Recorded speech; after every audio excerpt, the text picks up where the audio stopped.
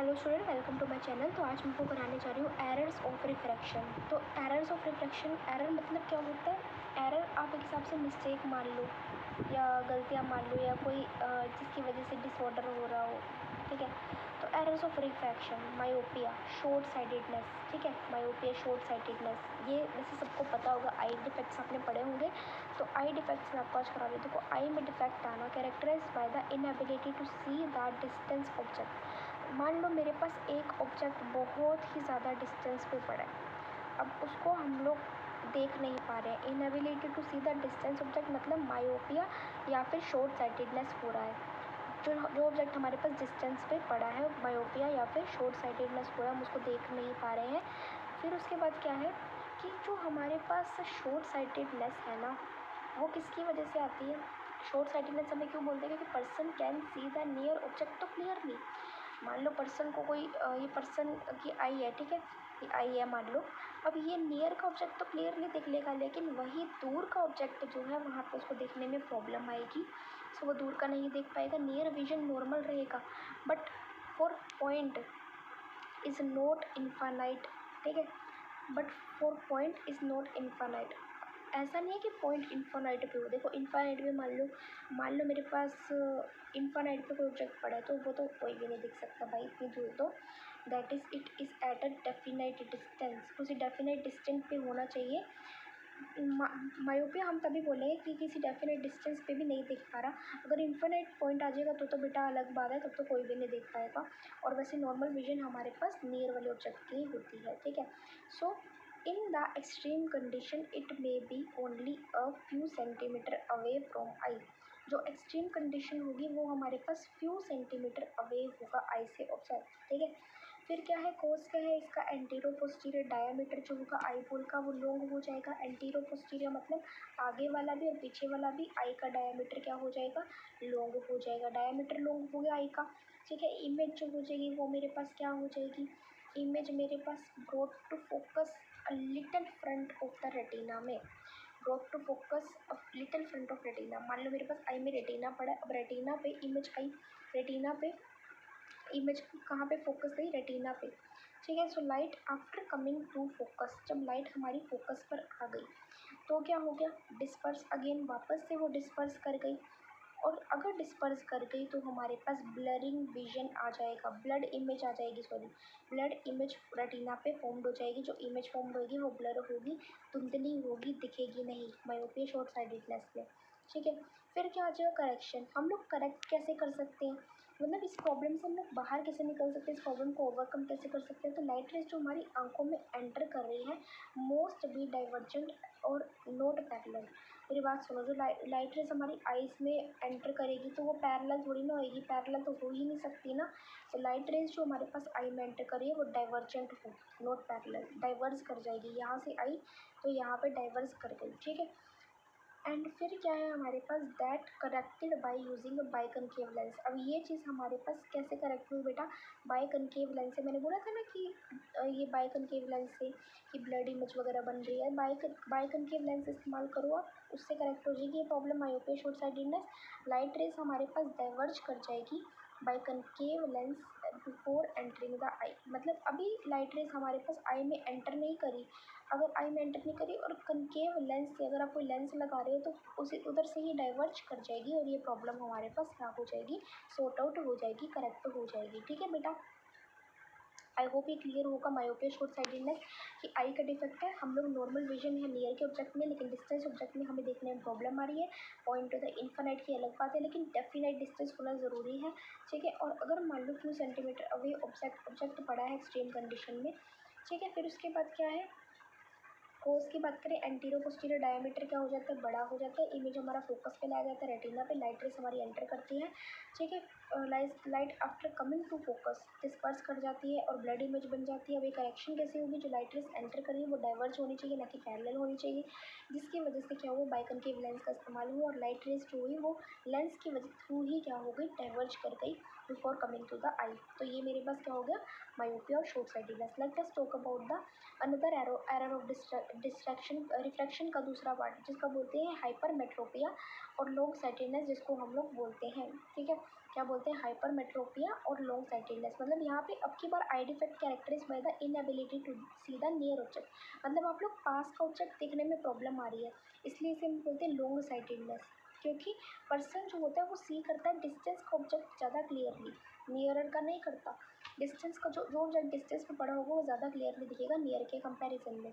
ठीक है, अब हम बात करें कि नियर वन अफेक्टेड होगा, डिस्टेंस जो विजन हो जाएगा वो नॉर्मल रहेगा।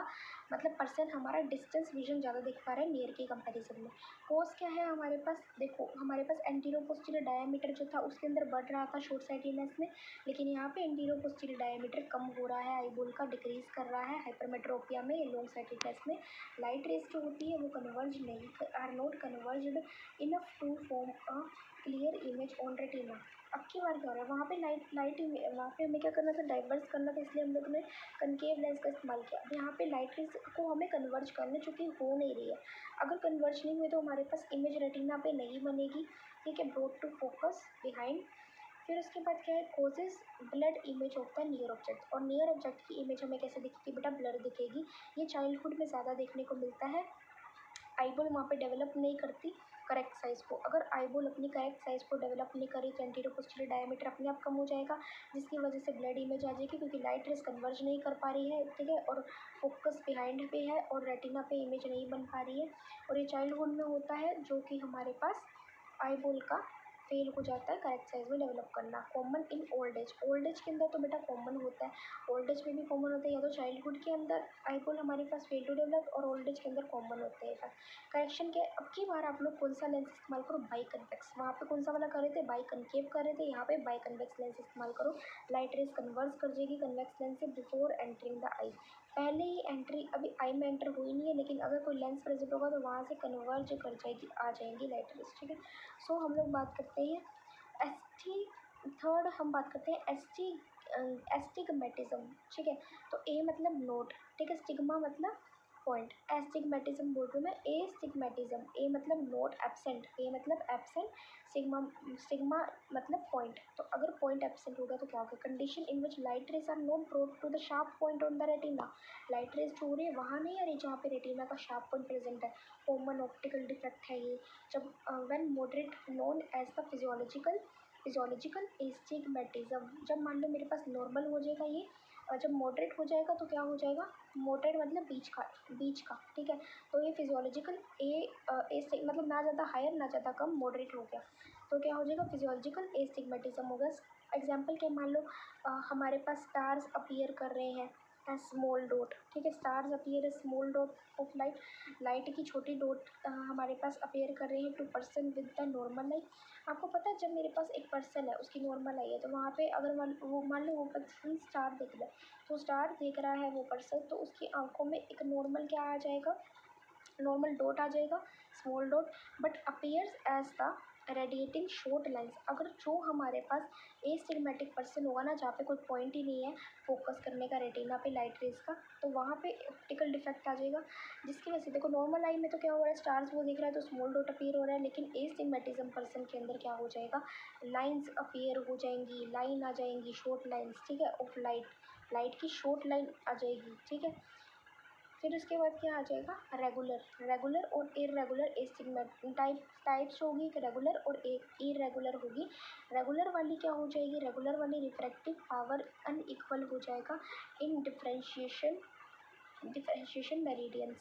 डिफरेंशिएशन मेरिडियंस के अंदर रिफ्रैक्टिव पावर अनइक्वल हो जाएगा, क्योंकि यहाँ पे ऑल्ट्रेशन हो जाती है कर्वेचर की इन द देखो कर्वेचर की ऑल्ट्रेशन हो जाएगी इन द वन मेरिडियंस।